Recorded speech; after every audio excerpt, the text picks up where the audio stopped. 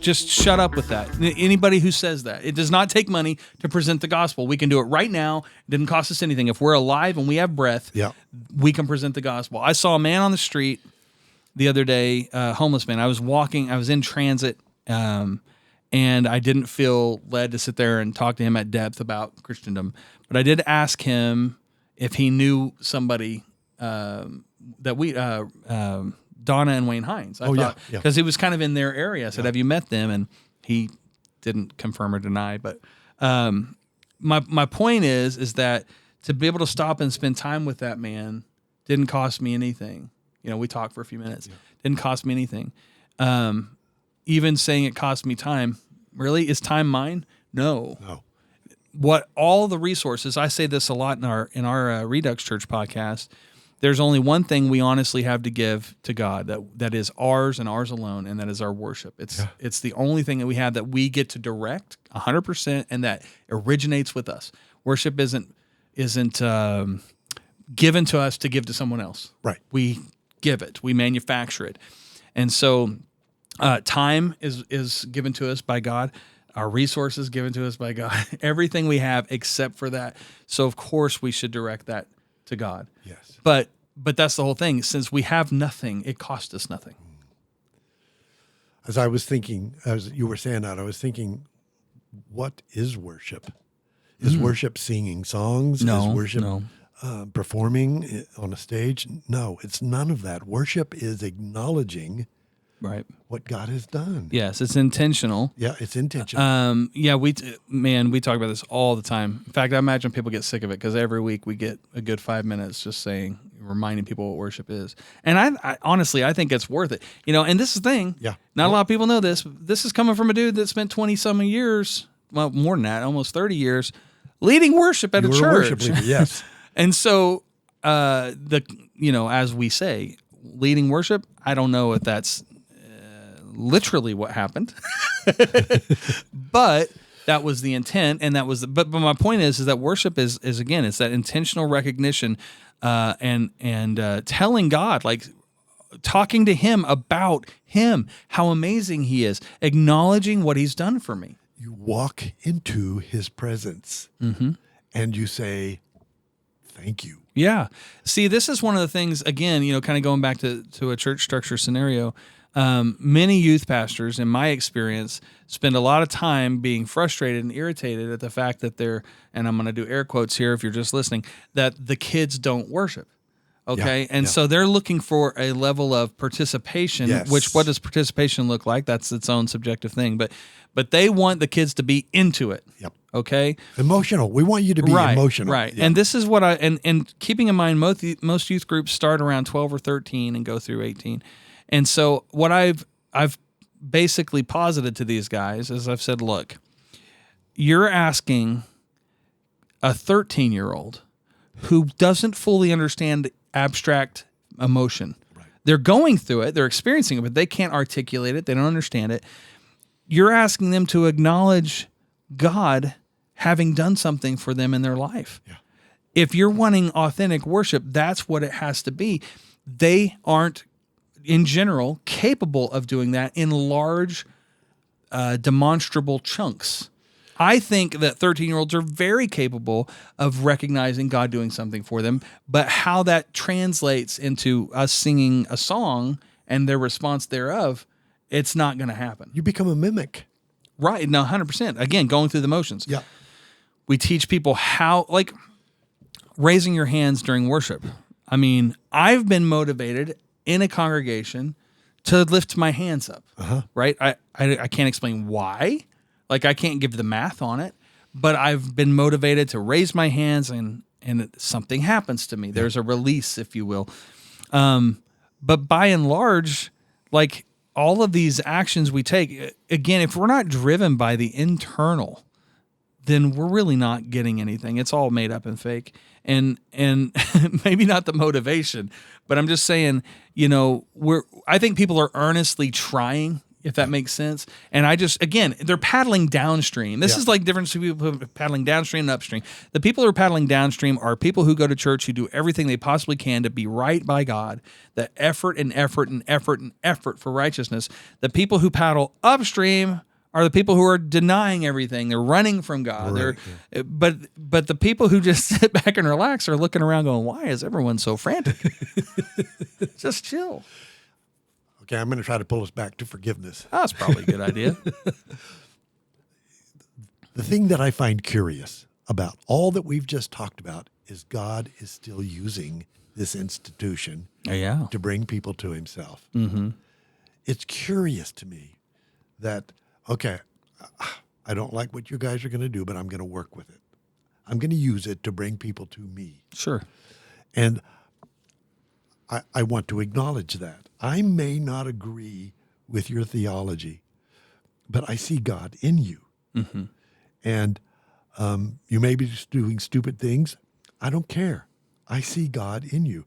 And that's the importance of forgiveness, is that I can recognize when God's working on you, and you might do something to hurt my feelings or say something, but how can God use you when you're being this way to me? Yeah. Right. Well, it's how can God use me?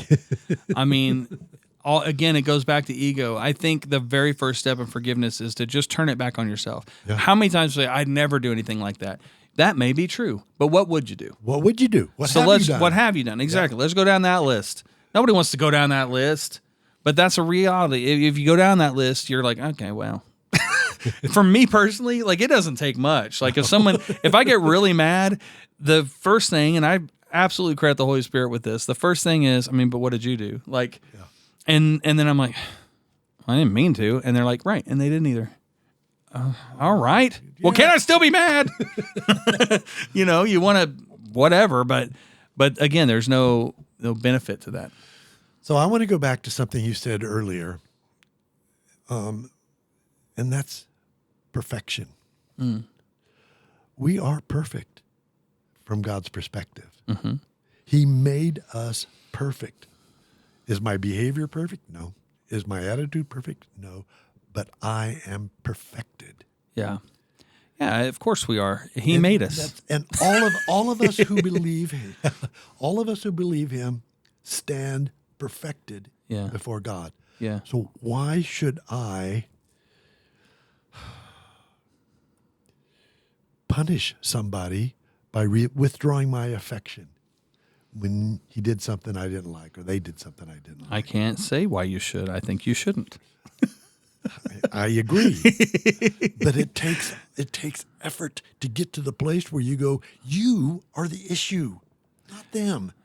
Right. I've been through, I know you're a counselor and I've gone through counseling.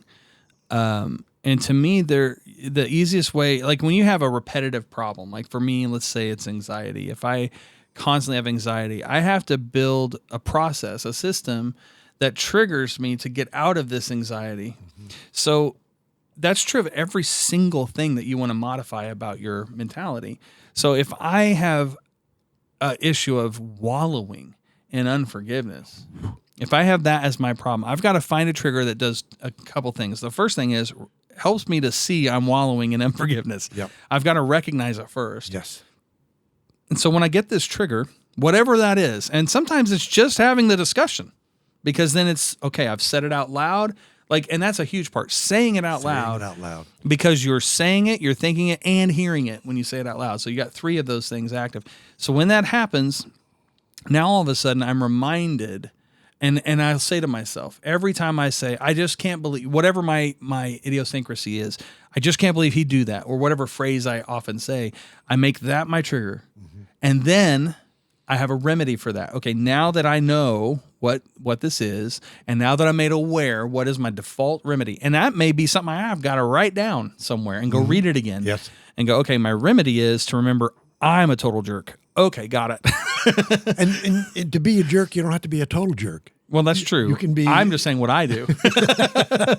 You can be a partial jerk and still be a jerk. Right. Yeah. Well, and just recognizing, and then here's the thing. Let's just say you do your best to be objective, and you say, you know what, I just can't see where I caused an issue here.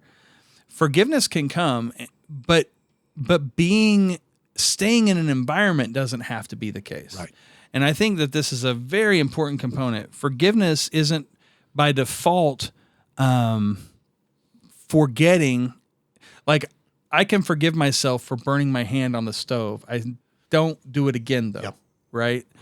I don't forgive myself when I do it 5 times. Now I'm actually mad at myself, and I go, God, am I broken? Like, what's going on?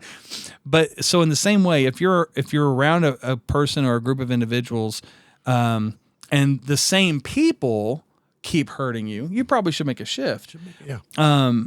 Doesn't mean you don't forgive them. It means you just need to not be around them because they're going to keep hurting you, and that's not a good place for you to be. Well, you're making a distinction between forgiving somebody and then trusting somebody. 100%. Yeah. So I forgive you, but we're going to have to work for me to get to a place where I trust you again.